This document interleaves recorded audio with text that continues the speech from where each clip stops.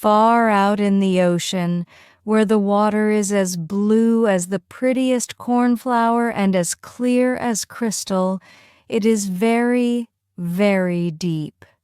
So deep indeed that no cable could sound it, and many church steeples, piled one upon another, would not reach from the ground beneath to the surface of the water above.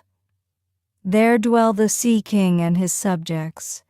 We must not imagine that there is nothing at the bottom of the sea but bare yellow sand. No, indeed, for on this sand grow the strangest flowers and plants, the leaves and stems of which are so pliant that the slightest agitation of the water causes them to stir as if they had life. Fishes, both large and small, glide between the branches as birds fly among the trees here upon land. In the deepest spot of all stands the castle of the Sea King. Its walls are built of coral, and the long Gothic windows are of the clearest amber. The roof is formed of shells that open and close as the water flows over them. Their appearance is very beautiful, for in each lies a glittering pearl which would be fit for the diadem of a queen. The Sea King had been a widower for many years, and his aged mother kept house for him.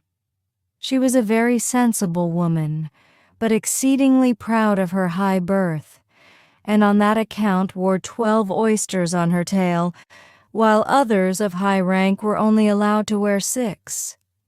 She was, however, deserving of very great praise, especially for her care of the little sea princesses, her 6 granddaughters. They were beautiful children, but the youngest was the prettiest of them all. Her skin was as clear and delicate as a rose leaf, and her eyes as blue as the deepest sea. But, like all the others, she had no feet, and her body ended in a fish's tail. All day long they played in the great halls of the castle, or among the living flowers that grew out of the walls. The large amber windows were open, and the fish swam in, just as the swallows fly into our houses when we open the windows. Only the fishes swam up to the princesses, ate out of their hands, and allowed themselves to be stroked. Outside the castle there was a beautiful garden, in which grew bright red and dark blue flowers, and blossoms like flames of fire. The fruit glittered like gold, and the leaves and stems waved to and fro continually. The earth itself was the finest sand, but blue as the flame of burning sulfur. Over everything lay a peculiar blue radiance, as if the blue sky were everywhere, above and below, instead of the dark depths of the sea. In calm weather the sun could be seen, looking like a reddish-purple flower with light streaming from the calyx. Each of the young princesses had a little plot of ground in the garden, where she might dig and plant as she pleased. One arranged her flower bed in the form of a whale, another preferred to make hers like the figure of a little mermaid, while the youngest child made hers round, like the sun. And in it grew flowers as red as his rays at sunset. She was a strange child, quiet and thoughtful. While her sisters showed delight at the wonderful things which they obtained from the wrecks of vessels, she cared only for her pretty flowers, red like the sun, and a beautiful marble statue. It was the representation of a handsome boy, carved out of pure white stone and which had fallen to the bottom of the sea from a wreck. She planted by the statue a rose-colored weeping willow. It grew rapidly and soon hung its fresh branches over the statue, almost down to the blue sands. The shadows had the color of violet and waved to and fro like the branches, so that it seemed as if the crown of the tree and the root were at play, trying to kiss each other. Nothing gave her so much pleasure as to hear about the world above the sea. She made her old grandmother tell her all she knew of the ships and of the towns, the people and the animals. To her it seemed most wonderful and beautiful to hear that the flowers of the land had fragrance, while those below the sea had none, that the trees of the forest were green, and that the fishes among the trees could sing so sweetly that it was a pleasure to listen to them. Her grandmother called the birds fishes, or the little mermaid, would not have understood what was meant, for she had never seen birds. "When you have reached your 15th year," said the grandmother, "you will have permission to rise up out of the sea and sit on the rocks in the moonlight, while the great ships go sailing by. Then you will see both forests and towns." In the following year, one of the sisters would be 15, but as each was a year younger than the other, the youngest would have to wait 5 years before her turn came to rise up from the bottom of the ocean to see the earth as we do. However, each promised to tell the others what she saw on her first visit and what she thought was most beautiful. Their grandmother could not tell them enough. There were so many things about which they wanted to know. None of them longed so much for her turn to come as the youngest, she who had the longest time to wait and who was so quiet and thoughtful. Many nights she stood by the open window, looking up through the dark blue water and watching the fish as they splashed about with their fins and tails. She could see the moon and stars shining faintly, but through the water they looked larger than they do to our eyes.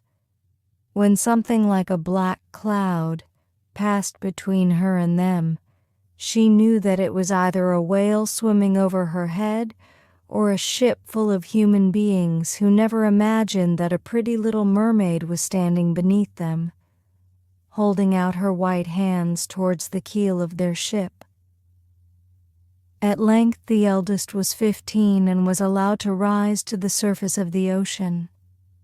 When she returned, she had hundreds of things to talk about.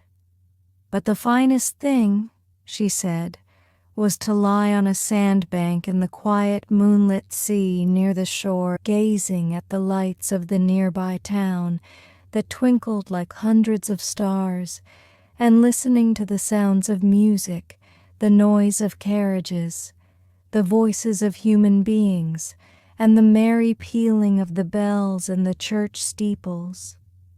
Because she could not go near all these wonderful things, she longed for them all the more.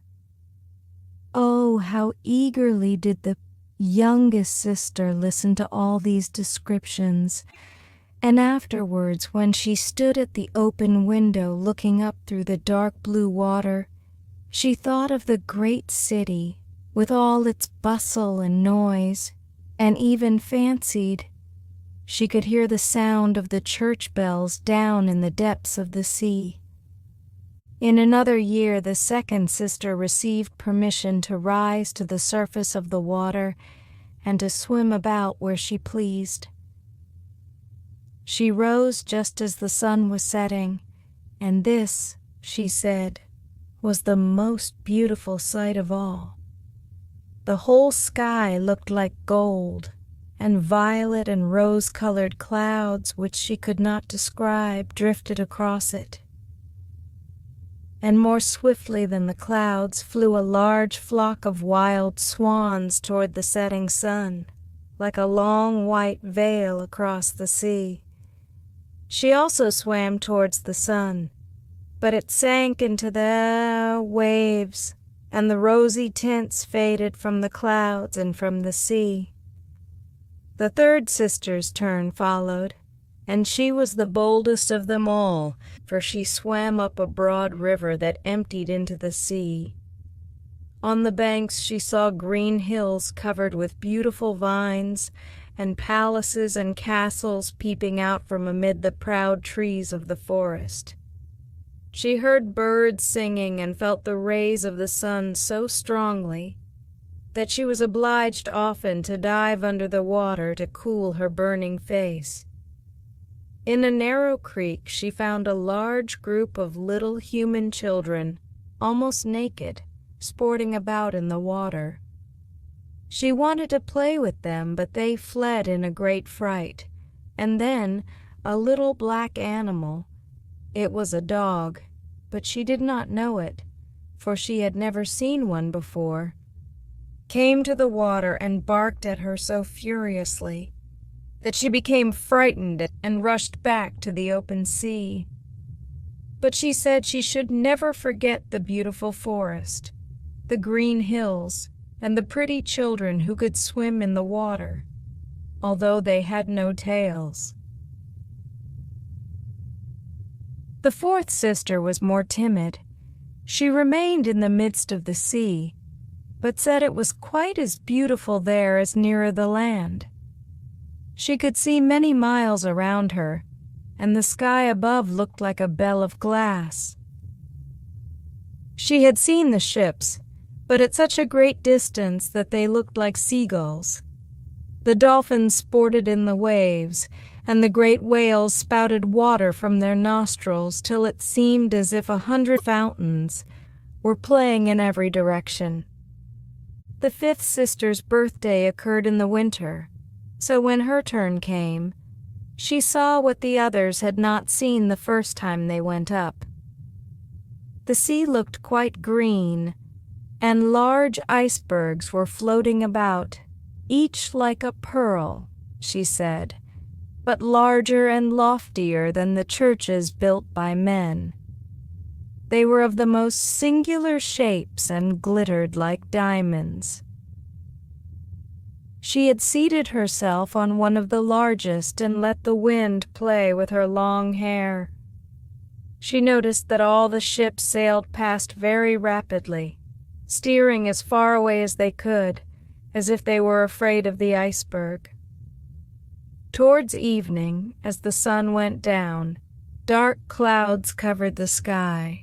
The thunder rolled, and the flashes of lightning glowed red on the icebergs as they were tossed about by the heaving sea. On all the ships the sails were reefed with fear and trembling, while she sat on the floating iceberg, calmly watching the lightning as it darted its forked flashes into the sea. Each of the sisters, when first she had permission to rise to the surface, was delighted with the new and beautiful sights. Now that they were grown-up girls and could go when they pleased, they had become quite indifferent about it. They soon wished themselves back again, and after a month had passed, they said it was much more beautiful down below and pleasanter to be at home. Yet often in the evening hours, the 5 sisters would twine their arms about each other and rise to the surface together. Their voices were more charming than that of any human being, and before the approach of a storm, when they feared that a ship might be lost, they swam before the vessel, singing and chanting songs of the delights to be found in the depths of the sea, and begging the voyagers not to fear if they sank to the bottom. But the sailors could not understand the song and thought it was the sighing of the storm. These things were never beautiful to them, for if the ship sank, the men were drowned, and their dead bodies alone reached the palace of the Sea King. When the sisters rose, arm in arm, through the water, their youngest sister would stand quite alone, looking after them, ready to cry, Only since mermaids have no tears, she suffered more acutely. "Oh, were I but 15 years old," said she, "I know that I shall love the world up there, and all the people who live in it." At last she reached her 15th year. "Well, now you are grown up," said the old dowager, her grandmother. "Come and let me adorn you like your sisters." And she placed in her hair a wreath of white lilies, of which every flower leaf was half a pearl. Then the old lady ordered 8 great oysters to attach themselves to the tail of the princess to show her high rank. "But they hurt me so," said the little mermaid. "Yes, I know. Pride must suffer pain," replied the old lady. Oh, how gladly she would have shaken off all this grandeur and laid aside the heavy wreath. The red flowers in her own garden would have suited her much better. But she could not change herself, so she said farewell and rose as lightly as a bubble to the surface of the water. The sun had just set when she raised her head above the waves. The clouds were tinted with crimson and gold, and through the glimmering twilight beamed the evening star in all its beauty. The sea was calm, and the air mild and fresh.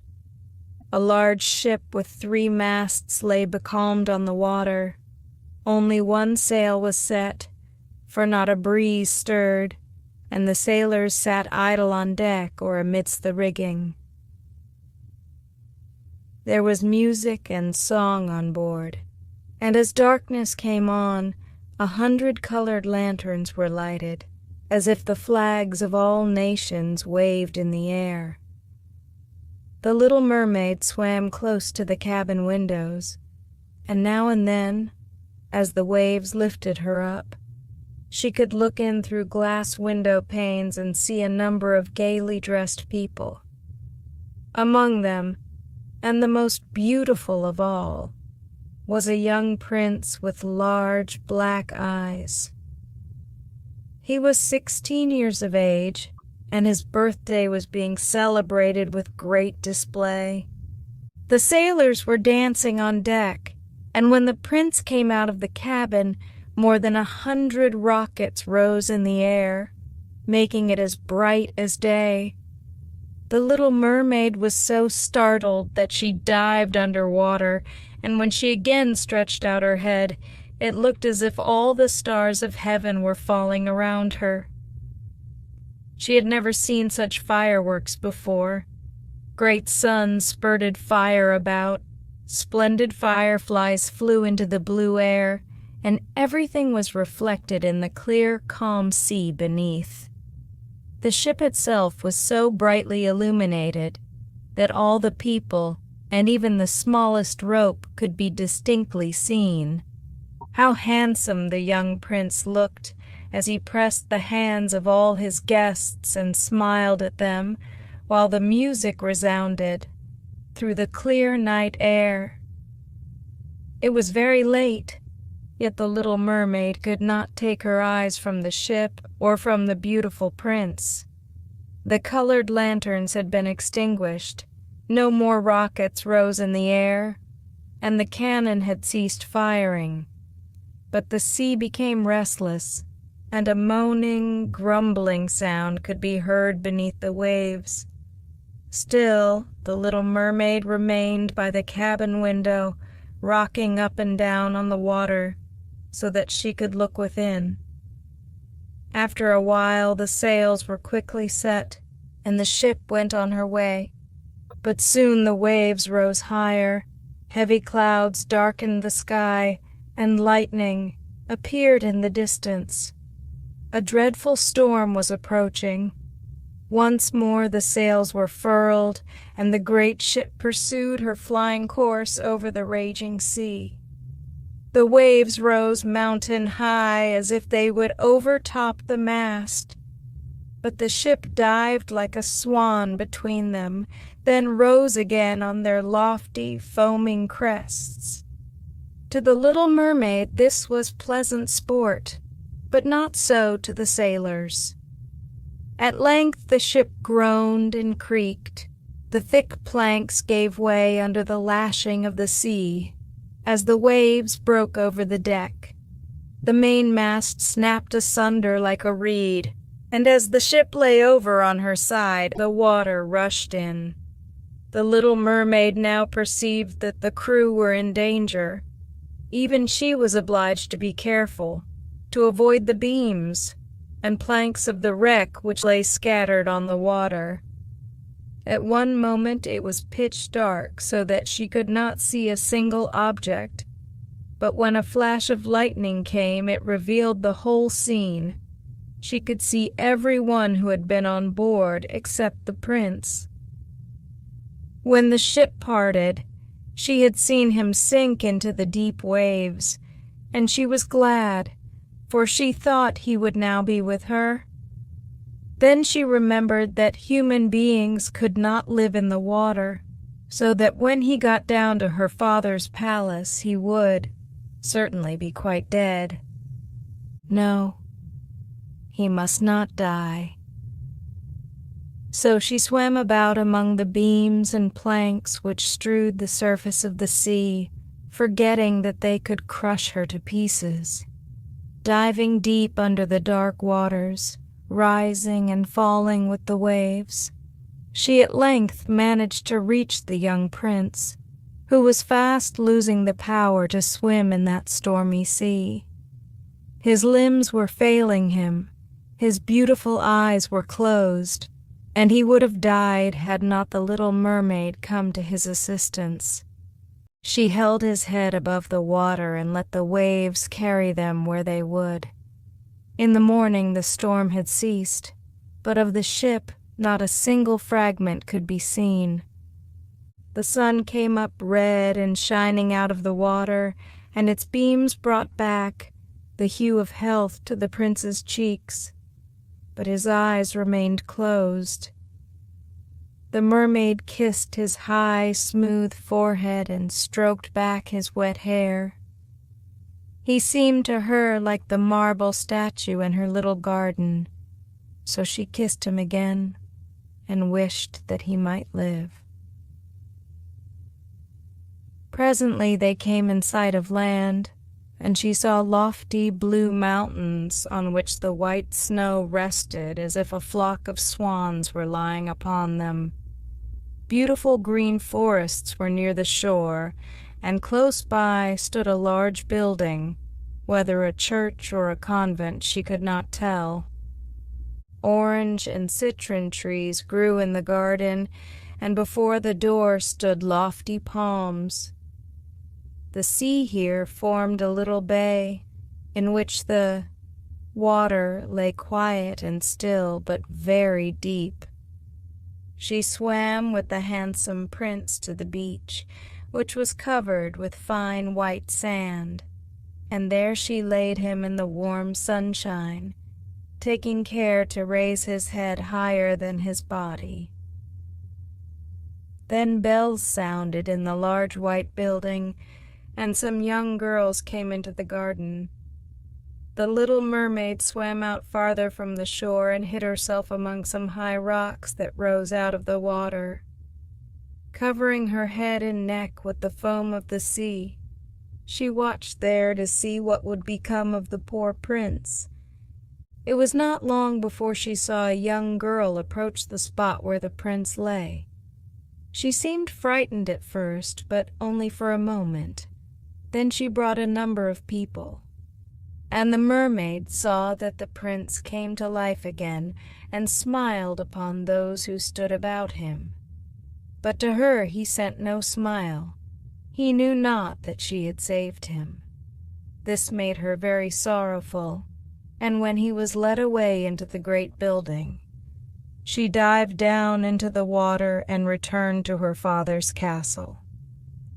She had always been silent and thoughtful, and now she was more so than ever.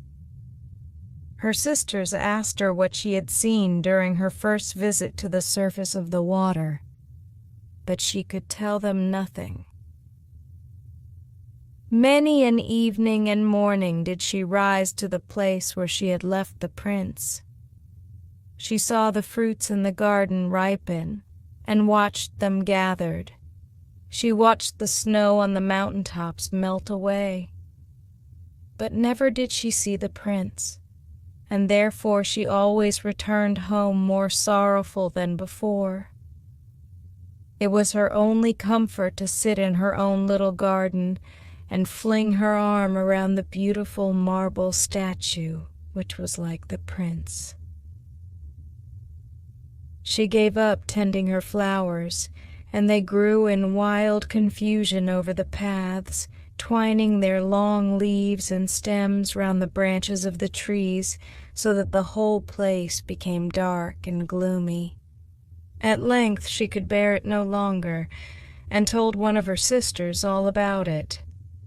Then the others heard the secret, and very soon it became known to several mermaids, one of whom had an intimate friend who happened to know about the prince. She had also seen the festival on board ship, and she told them where the prince came from and where his palace stood. "Come, little sister," said the other princesses. Then they entwined their arms and rose together to the surface of the water, near the spot where they knew the prince's palace stood.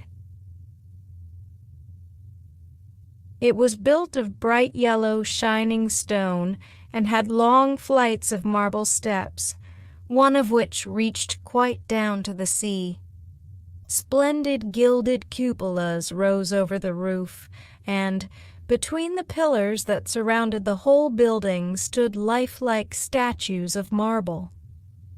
Through the clear crystal of the lofty windows could be seen noble rooms, with costly silk curtains and hangings of tapestry and walls covered with beautiful paintings.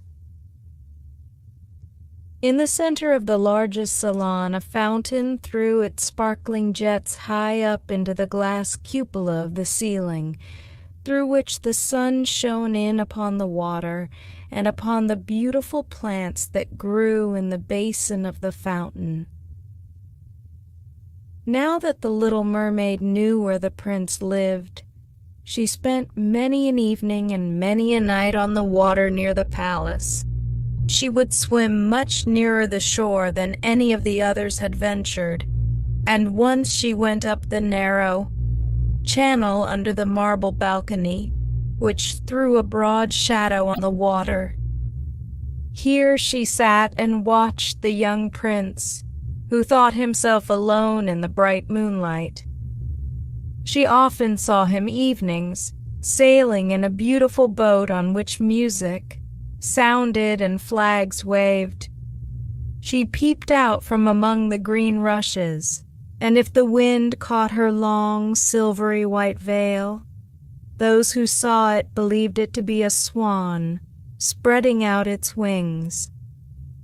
Many a night, too, when the fishermen set their nets by the light of their torches, she heard them relate many good things about the young prince, and this made her glad that she had saved his life when he was tossed about half dead on the waves. She remembered how his head had rested on her bosom, and how heartily she had kissed him, but he knew nothing of all this and could not even dream of her. She grew more and more to like human beings and wished more and more to be able to wander about with those whose world seemed to be so much larger than her own. They could fly over the sea in ships and mount the high hills which were far above the clouds, and the lands they possessed, their woods and their fields, stretched far away beyond the reach of her sight. There was so much that she wished to know, but her sisters were unable to answer all her questions. She then went to her old grandmother, who knew all about the upper world, which she rightly called the lands above the sea. "If human beings are not drowned," asked the little mermaid, "can they live forever?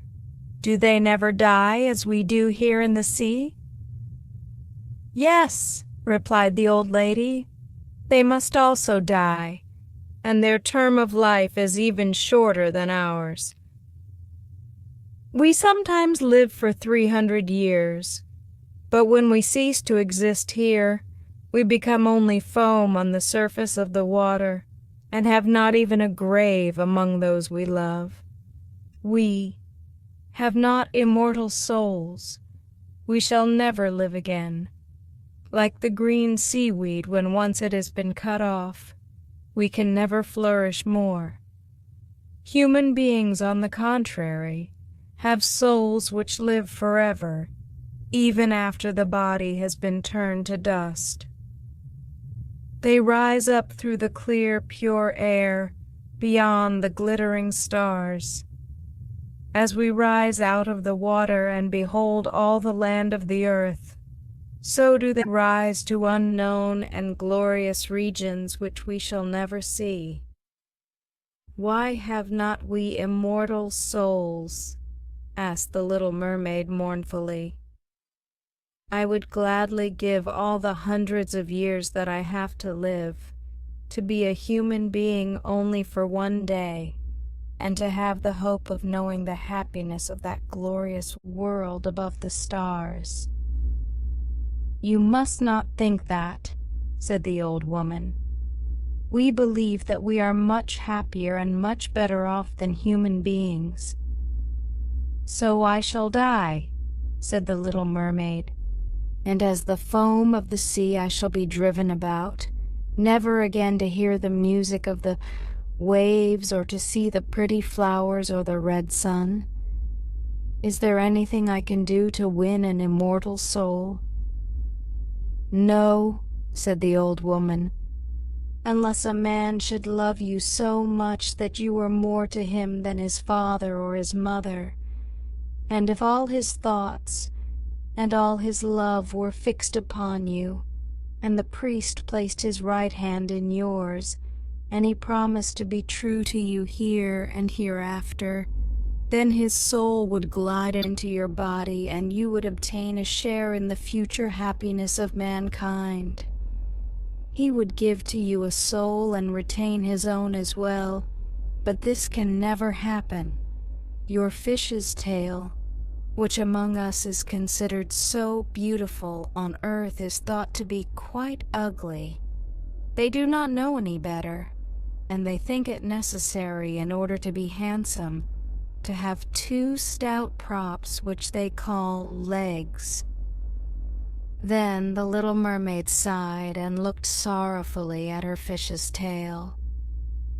"Let us be happy," said the old lady, "and dart and spring about during the 300 years that we have to live, which is really quite long enough.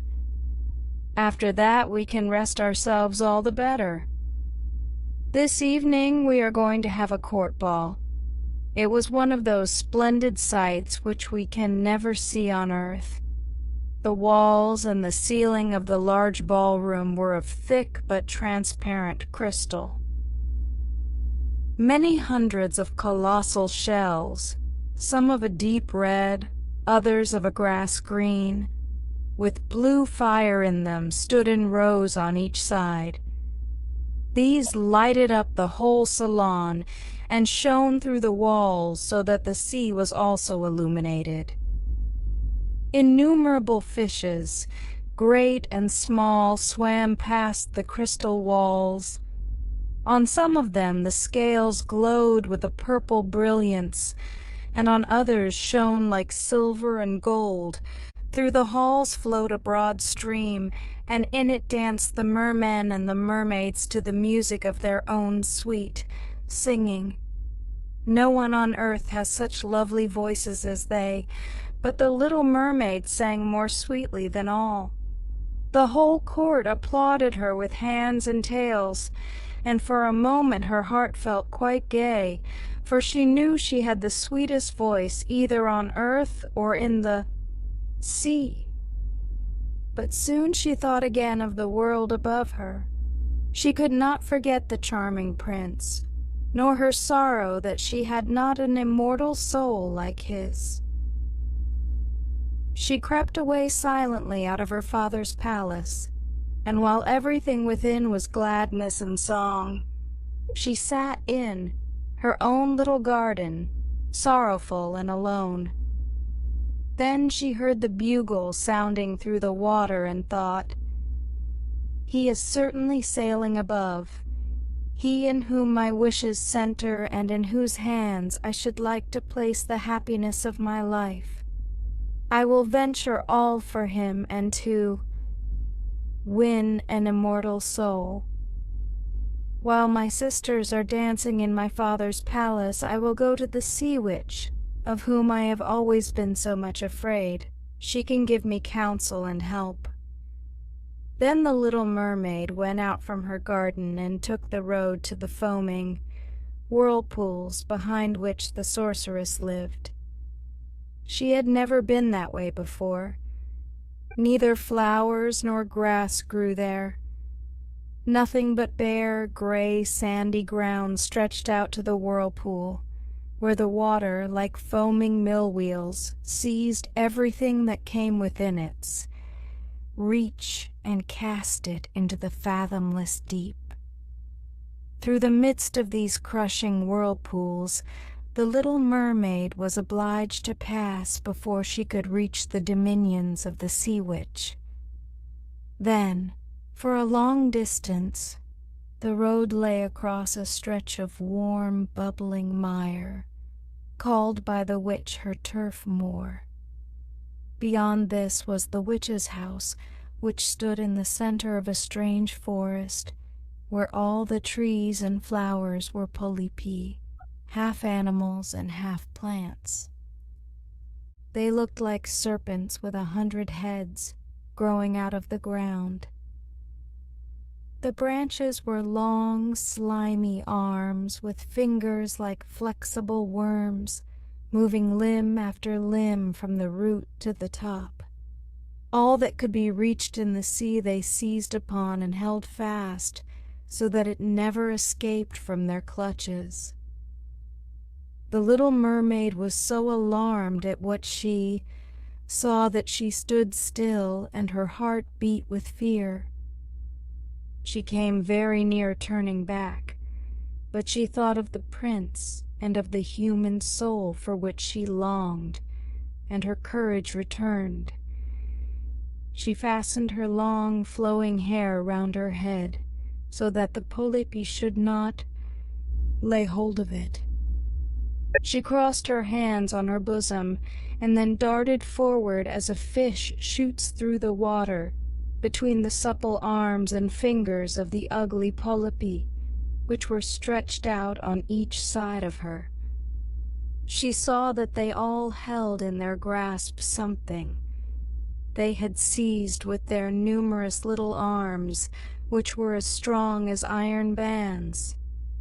Tightly grasped in their clinging arms were white skeletons of human beings who had perished at sea and had sunk down into the deep waters. Skeletons of land animals, and oars, rudders, and chests of ships. There was even a little mermaid whom they had caught and strangled, and this seemed the most shocking of all to the little princess. She now came to a space of marshy ground in the wood, where large, fat water snakes were rolling in the mire and showing their ugly, drab-colored bodies. In the midst of this spot stood a house, built of the bones of shipwrecked human beings. There sat the sea witch, allowing a toad to eat from, her mouth just as people sometimes feed a canary with pieces of sugar. She called the ugly water snakes her little chickens, and allowed them to crawl all over her bosom. "I know what you want," said the sea witch. "It is very stupid of you, but you shall have your way. though it will bring you to sorrow, my pretty princess. You want to get rid of your fish's tail, and to have two supports instead, like human beings on earth, so that the young prince may fall in love with you, and so that you may have an immortal soul." And then the witch laughed so loud and so disgustingly that the toad and the snakes fell to the ground and lay there wriggling. "You are but just in time," said the witch, "for after sunrise tomorrow I should not be able to help you till the end of another year. I will prepare a draught for you, with which you must swim to land tomorrow before sunrise. Seat yourself there and drink it. Your tail will then disappear and shrink up into what men call legs. You will feel great pain, as if a sword were passing through you, but all who see you will say that you are the prettiest little human being they ever saw. You will still have the same floating gracefulness of movement, and no dancer will ever tread so lightly. Every step you take, however, will be as if you were treading upon sharp knives, and as if the blood must flow. If you will bear all this, I will help you." "Yes, I will," said the little princess in a trembling voice, as she thought of the prince and the immortal soul. "But think again," said the witch, "for when once your shape has become like a human being, you can no more be a mermaid. You will never return through the water to your sisters or to your father's palace again. And if you do not win the love of the prince, so that he is willing to forget his father and mother for your sake, and to love you with his whole soul, and allow the priest to join your hands that you may be man and wife, then you will never have an immortal soul. The first morning after he marries another, your heart will break, and you will become foam on the crest of the waves." "I will do it," said the little mermaid, and she became pale as death. "But I must be paid also," said the witch, "and it is not a trifle that I ask. You have the sweetest voice of any who dwell here in the depths of the sea, and you believe that you will be able to charm the prince with it. But this voice you must give to me. The best thing you possess will I have as the price of my costly draught, which must be mixed with my own blood so that it may be as sharp as a two-edged sword. But if you take away my voice," said the little mermaid, "what is left for me? Your beautiful form, your graceful walk, and your expressive eyes. Surely with these you can enchain a man's heart. Well, have you lost your courage? Put out your little tongue that I may cut it off as my payment. Then you shall have the powerful draught." "It shall be," said the little mermaid. Then the witch placed her cauldron on the fire to prepare the magic draught. "Cleanliness is a good thing," said she, scouring the vessel with snakes which she had tied together in a large knot. Then she pricked herself in the breast and let the black blood drop into the cauldron. The steam that rose twisted itself into such horrible shapes that no one could look at them without fear. Every moment the witch threw a new ingredient into the vessel, and when it began to boil, the sound was like the weeping of a crocodile. When at last the magic draught was ready, it looked like the clearest water. "There it is for you," said the witch. Then she cut off the mermaid's tongue, so that she would never again speak or sing. "If the polypi should seize you as you return through the wood," said the witch, "throw over them a few drops of the potion, and their fingers will be torn into 1,000 pieces.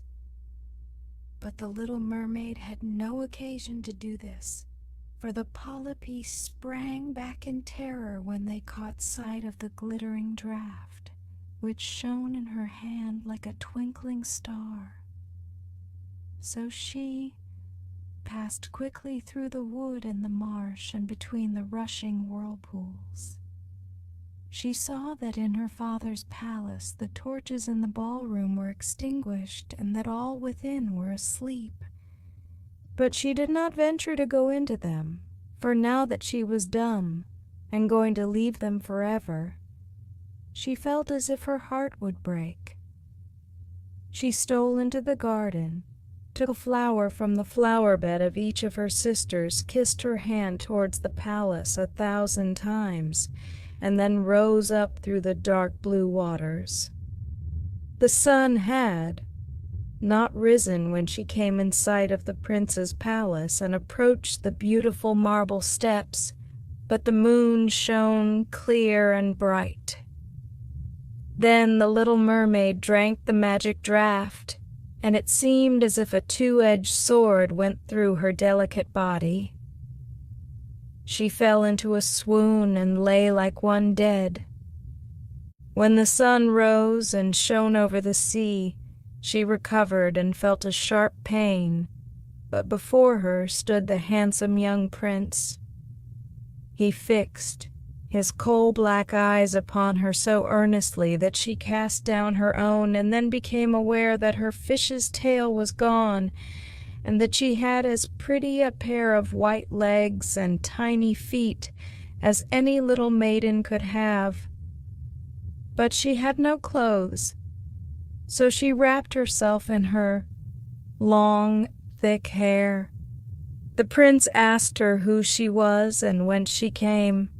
She looked at him mildly and sorrowfully with her deep blue eyes, but could not speak. He took her by the hand and led her to the palace. Every step she took was as the witch had said it would be. She felt as if she were treading upon the points of needles or sharp knives. She bore it willingly, however, and moved at the prince's side as lightly as a bubble, so that he and all who saw her wondered at her graceful swaying movements. She was very soon arrayed in costly robes of silk and muslin, and was the most beautiful creature in the palace. But she was dumb, and could neither speak nor sing. Beautiful female slaves, dressed in silk and gold, stepped forward and sang before the prince and his royal parents. One sang better than all the others, and the prince clapped his hands and smiled at her. This was a great sorrow to the little mermaid, for she knew how much more sweetly she herself once could sing, and she thought, "Oh, if he could only know that I have given away my voice forever to be with him." The slaves next performed some pretty fairy-like dances to the sound of beautiful music. Then the little mermaid raised her lovely white arms, stood on the tips of her toes, glided over the floor, and danced as no one yet had been able to dance. At each moment her beauty was more revealed, and her expressive eyes appealed more directly to the heart than the songs of the slaves. Everyone was enchanted, especially the prince, who called her his little foundling. She danced again quite readily to please him, though each time her foot touched the floor, it seemed as if she trod on sharp knives. The prince said she should remain with him always, and she was given permission to sleep at his door on a velvet cushion. He had a page's dress made for her, that she might accompany him on horseback. They rode together through the sweet-scented woods, where the green boughs touched their shoulders and the little birds sang among the fresh leaves. She climbed with him to the tops of high mountains, and although her tender feet bled so that even her steps were marked, she only smiled and followed him till they could see the clouds beneath them like a flock of birds flying to distant lands. While at the prince's palace, and when all the household were asleep, she would go and sit on the broad marble steps, for it eased her burning feet to bathe them in the cold sea water. It was then that she thought of all those below in the deep. Once during the night, her sisters came, up arm in arm, singing sorrowfully as they floated on the water. She beckoned to them, and they recognized her and told her how she had grieved them. After that, they came to the same place every night.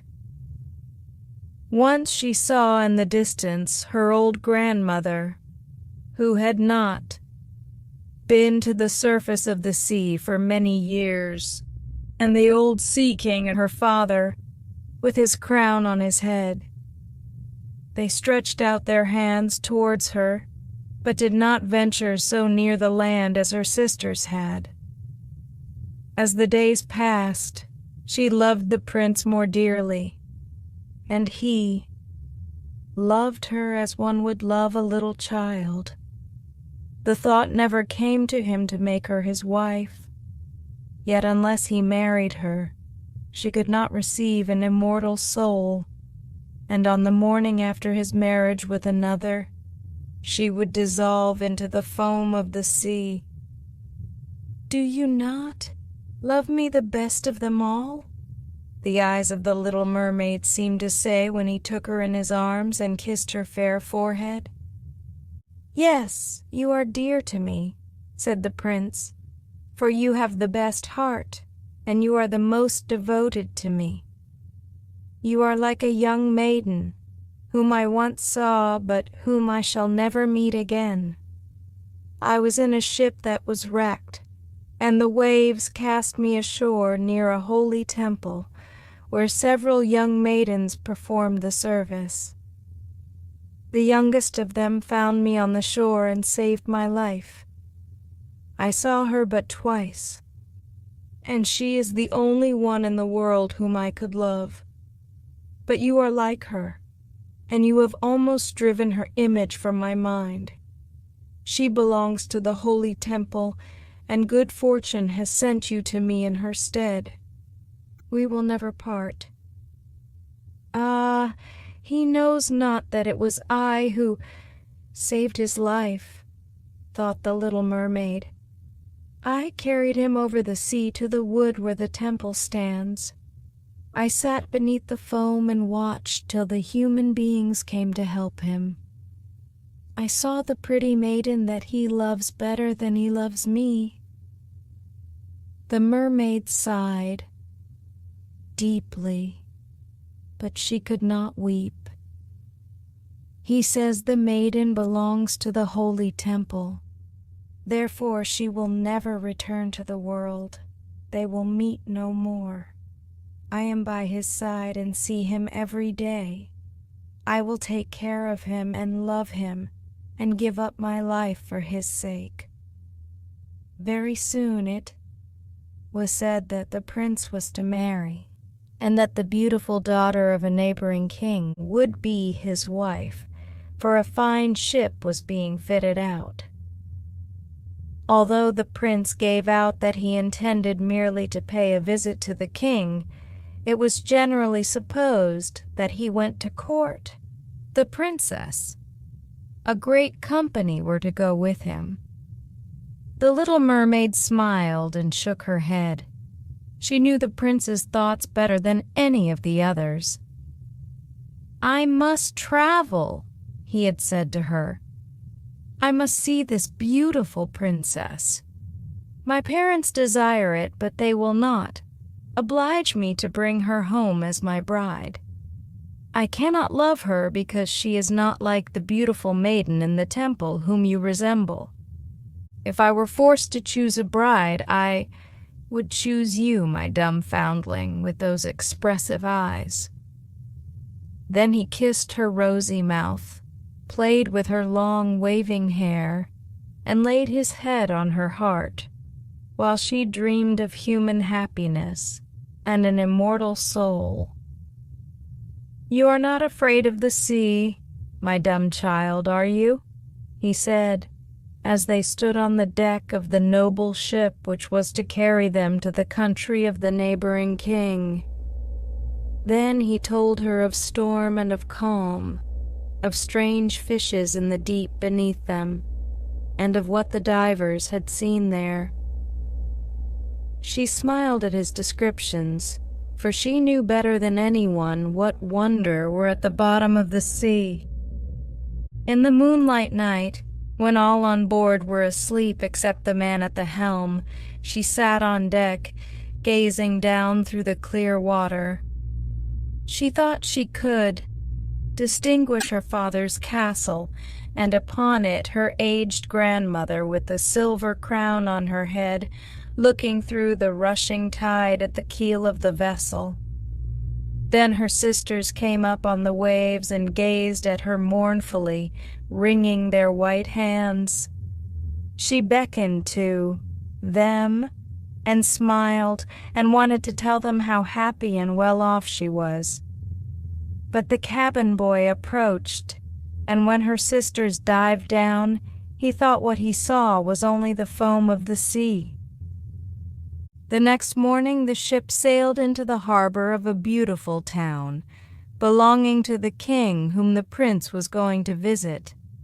The church bells were ringing, and from the high towers sounded a flourish of trumpets. Soldiers, with flying colors and glittering bayonets, lined the roads through which they passed.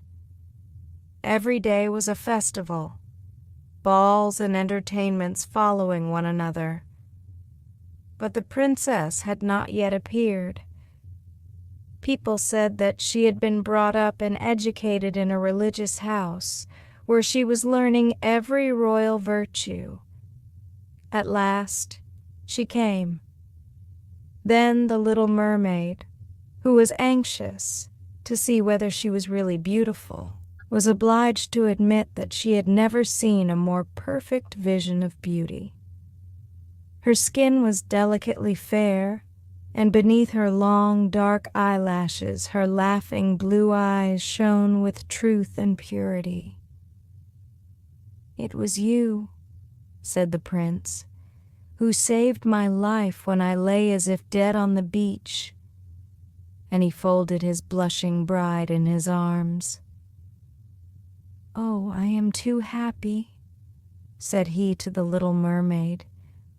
"My fondest hopes are now fulfilled. You will rejoice at my happiness, for your devotion to me is great and sincere." The little mermaid kissed his hand and felt as if her heart were already broken. His wedding morning would bring death to her, and she would change into the foam of the sea. All the church bells rang, and the heralds rode through the town proclaiming the betrothal. Perfumed oil was burned in costly silver lamps on every altar. The priests waved the censers, while the bride and the bridegroom joined their hands and received the blessing of the bishop.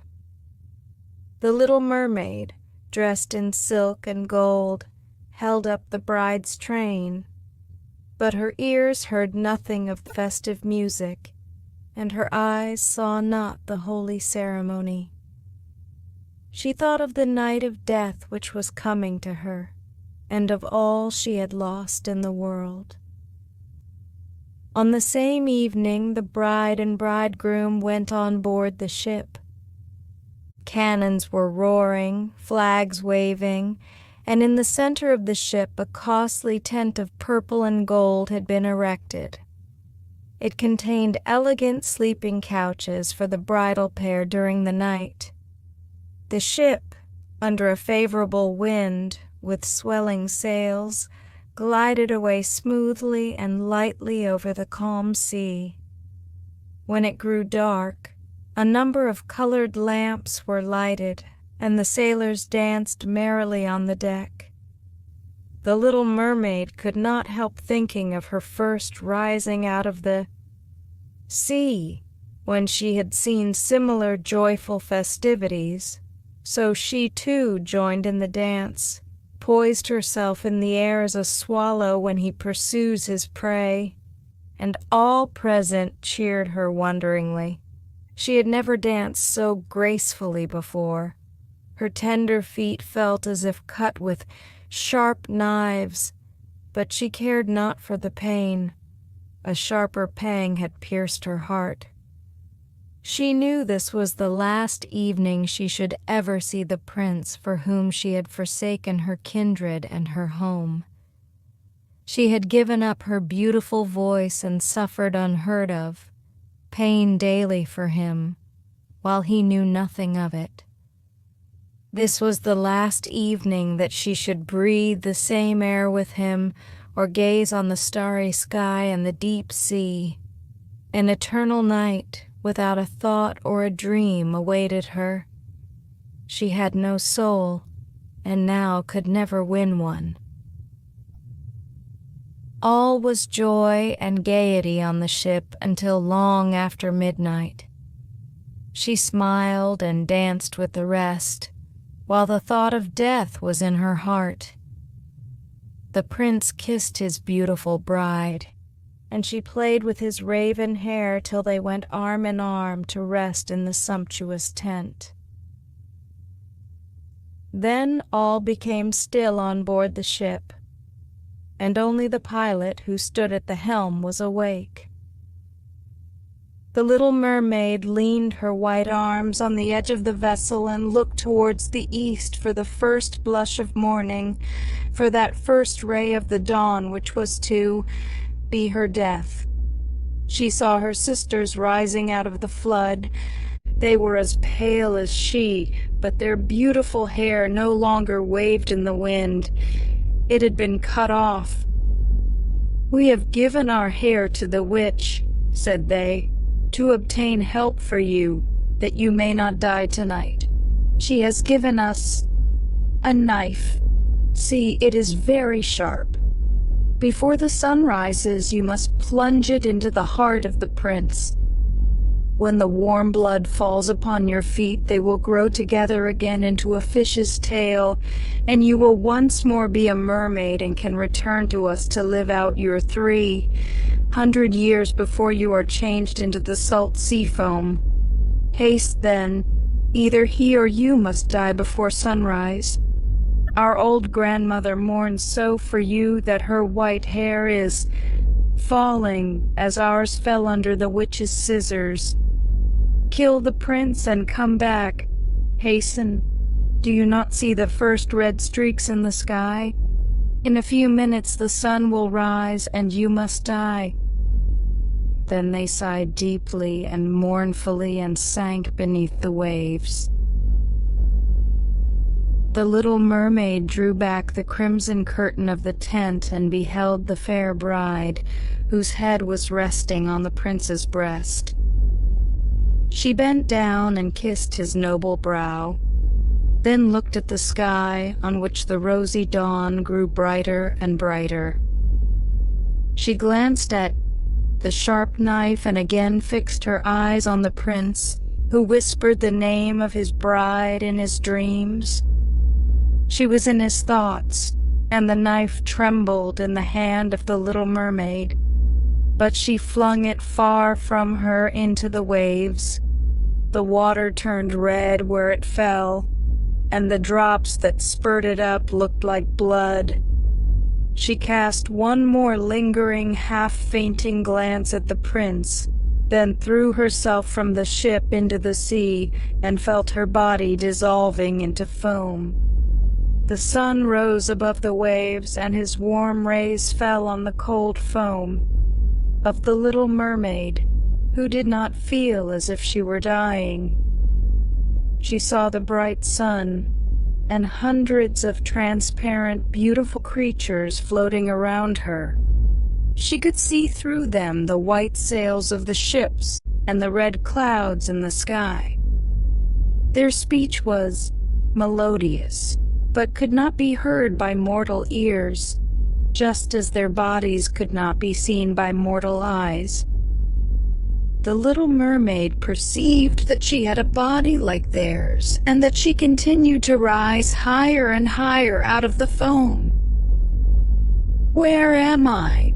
asked she, and her voice sounded ethereal, like the voices of those who were with her. No earthly music could imitate it. "Among the daughters of the air," answered one of them. "A mermaid has not an immortal soul, nor can she obtain one unless she wins the love of a human being. On the will of another hangs her eternal destiny. But the daughters of the air, although they do not possess an immortal soul, can, by their good deeds, procure one for themselves. We fly to warm countries and cool the sultry air that destroys mankind with the pestilence. We carry the perfume of the flowers to spread health and restoration. After we have striven for 300 years to do all the good in our power, we receive an immortal soul and take part in the happiness of mankind. You, poor little mermaid, have tried with your whole heart to do as we are doing. You have suffered and endured, and raised yourself to the spirit world by your good deeds. And now, by striving for 300 years in the same way, you may obtain an immortal soul." The little mermaid lifted her glorified eyes toward the sun, and for the first time felt them filling with tears. On the ship in which she had left the prince, there were life and noise, and she saw him and his beautiful bride searching for her. Sorrowfully they gazed at the pearly foam, as if they knew she had thrown herself into the waves. Unseen, she kissed the forehead of the bride and fanned the prince, and then mounted with the other children of the air to a rosy cloud that floated above.